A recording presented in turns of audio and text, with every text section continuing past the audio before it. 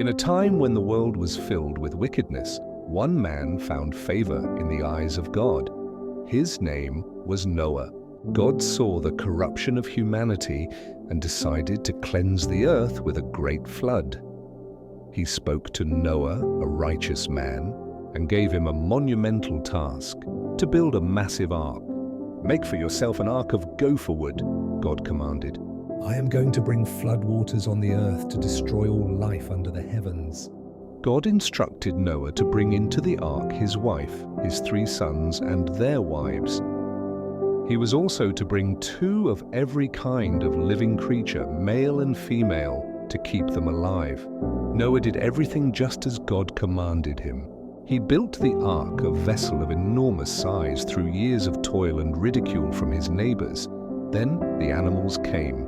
From the smallest insects to the largest beasts, they arrived in pairs, seeking refuge in the ark, as God had ordained. Once Noah, his family, and all the animals were safely inside, God himself shut the door. For 40 days and 40 nights rain fell upon the earth. The waters surged and rose, lifting the ark high above the submerged world. Every living thing on the dry land perished. Only Noah and those with him in the ark remained.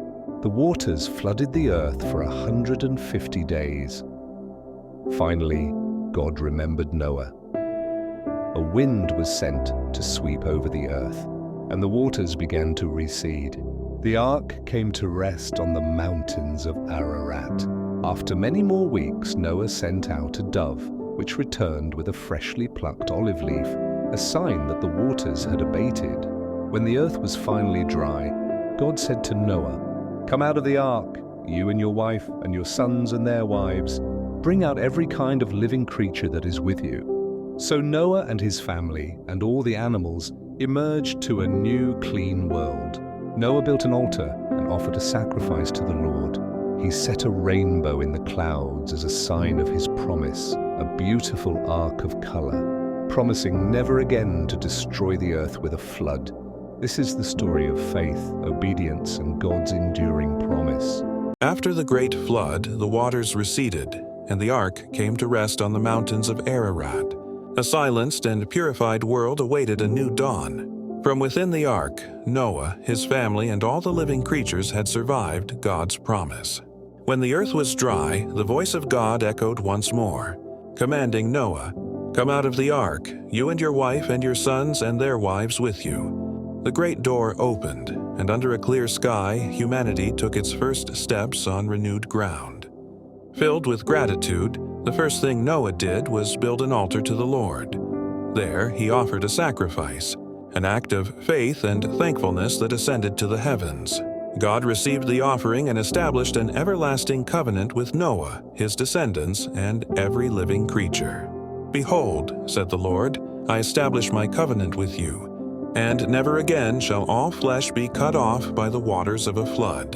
And as a visible sign of this unbreakable promise, God set his bow in the clouds, a glorious rainbow, a bridge of color and hope connecting heaven and earth, a perpetual reminder of God's faithfulness and mercy. With this blessing, a new chapter began.